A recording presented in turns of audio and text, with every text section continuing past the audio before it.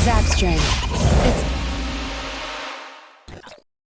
Hey you beautiful big heads, it's your boy Zach and welcome back to some more Wuthering Waves. In today's video we are just going over everything from the live stream that, happened today. So yeah, we're just gonna break down all the important information and condense it for you.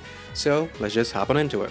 So first up we have Carlotta, who is an ice pistol user who pretty much has a dance-like battle style because she's gonna be breaking it down on you while shooting you with a gun. Very elegant, so you get a show while you die. It's very nice. Her abilities are, well, ice, and they're focused around crystals upon the dance-like battle style. So yeah, it's gonna be very flashy and elegant at the same time. So yeah, I can definitely see myself going for her. On top of that, her signature weapon, which is the Last Dance, also follows the same concept of having crystals imbued into it, and it looks really well with her overall design.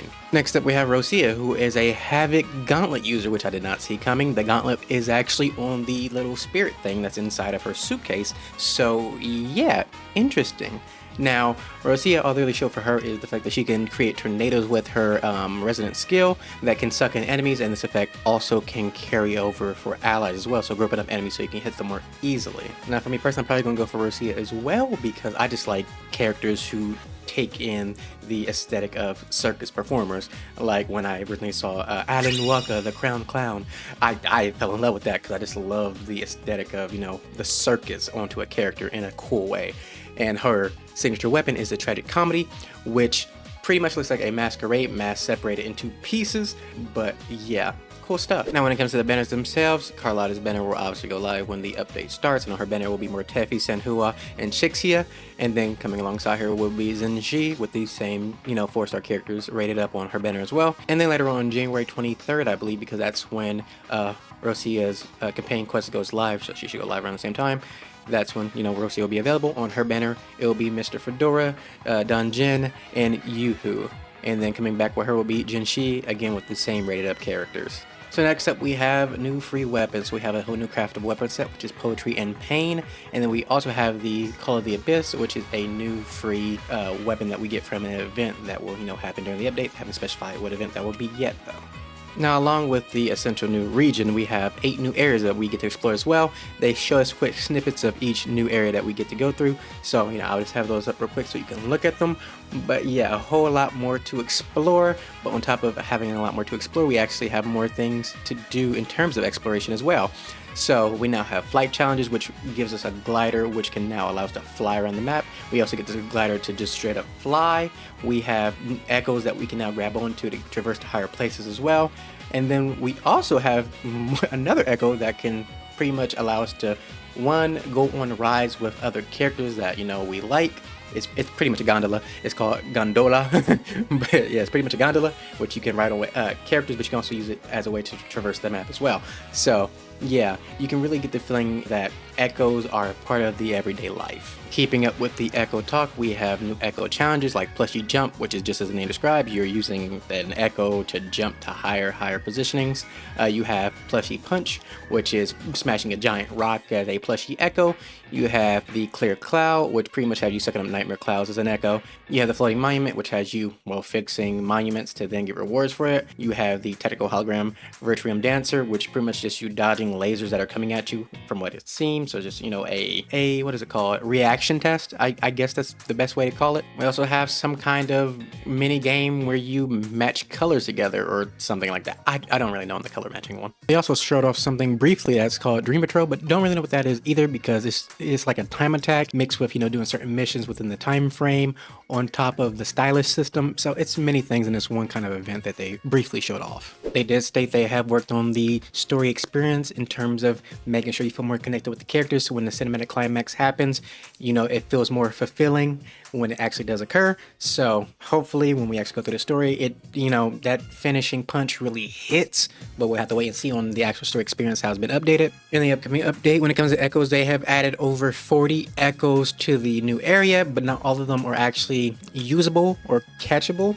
So some of them are just there to be looked at, like the domestic ones that you can experience, like the one in the tub you can ride in, or there's a music one that you can listen to music from. So not all echoes actually can be, captured and used, but there are, 40 total echoes that have been added to this patch that is coming out. On top of that, they will be adding something called the Nightmare Echoes, which will take the form of like the Inferno Rider and the Crownless, that will have different echo skills and different sets from their original counterparts. So that's really cool how they're updating the old little echo sets as well, on top of adding 5 whole new echo sets. They didn't go actually over what the new echo sets are, but now we know there's specifically 5 being added to the game itself, so that's good to know. Both Carlotta and Rosia will have their campaign quest release upon their release, so Carlotta's will come when she launches, and then Rosia's will come on the 23rd of January. When it comes to events, we have multiple exploration events, similar to how we did with the Black Shores. As you go through the area, it will literally take you specifically to where you need to go to get these events done. There will also be a new co-op event called Although Colors Have No Form, which is pretty much a combat event where you go through paintings to fight multiple enemies using specific echoes. We have a new combat event called John Victoria, or referencing John Wick, No Debts for an Old Man. So it's a combat event, don't know exactly what it's going to be like, but it could be similar to the Alloy Smelt event. I believe that was the name of that event, since it has the same portal and everything else. The Pincer Maneuver Warriors will be making its return in this as well, so you are never going to be safe from this, but hopefully they update it to make it a little bit better. And then we also have a new event for the Tactical Hologram called Tactical Hologram Phantom Pain, which is similar to the Tactical Hologram. The main difference is instead of having to go all around the map to find the enemy you want to fight, you go through the area that you want to fight them, then you just select the actual boss you want to fight. In this new Phantom Pain Tactical Hologram, you will have the Fallacy of No Return, and a new boss, the Sentry Construct, which is, from the new story. So yeah, they've updated, well, the Tactical Hologram. So we'll see how this new one goes. I've beaten all the original ones, so let's see how this new one is. Keeping up with the events, we'll have a new event to where we can finally get a skin or an outfit for a character. I said this a while back that this was going to happen, and look, I was right. I knew it was going to happen. But yeah, so you can get a Senhua skin for free. It is called the Exorcist Adoration, and yeah, it looks absolutely amazing. Once you do the event, you can get the skin, and you can simply just equip it to her, and well, now you got a whole new fashionable Senhua. On top of that, we actually do have a premium skin. Don't know if it actually costs money or you could use in-game currency. They haven't specified. They only said it's a premium skin. Probably gotta spend money. But it's for Jinshi, which is called Peach Blossom. And then with this skin, not only do you get the skin itself, it actually does come with an avatar sigil and a special coating for your weapon, so that's all great. But on top of that, it actually comes with its own special battle effects. So yeah, apart from that, we have the standard login bonus, we have the Wuthering Expirations event, we have the Logistics Little Hamster event, and then just because they want to be generous, on the 29th of January, everybody will get a whole Maltese worth of Astrite. So yeah, that's some extra stuff you just get as well, just for existing. They will also be having an event called Next Stop Rinascita, which will pretty much allow you to go directly to Rinascita as long as you have completed the Chapter 1 Act 3, so you can get right to the next area right away. Now when it comes to quality of life, they are adding the Boss Challenge Early Access, so you can fight the boss right away, so you can get the material you need to upgrade characters.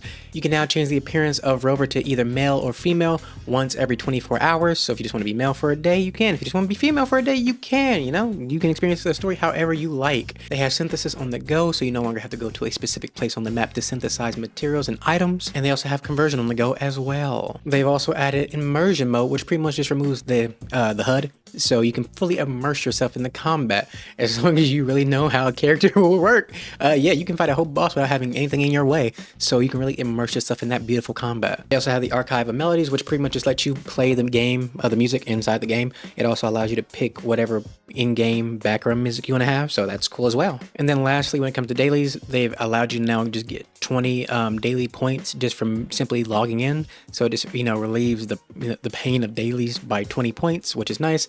And finally, they have exploration progress interface, which just keeps track of your progression through the new area, and the more you progress, unlock more stuff, and you also get more stamina for your flight device.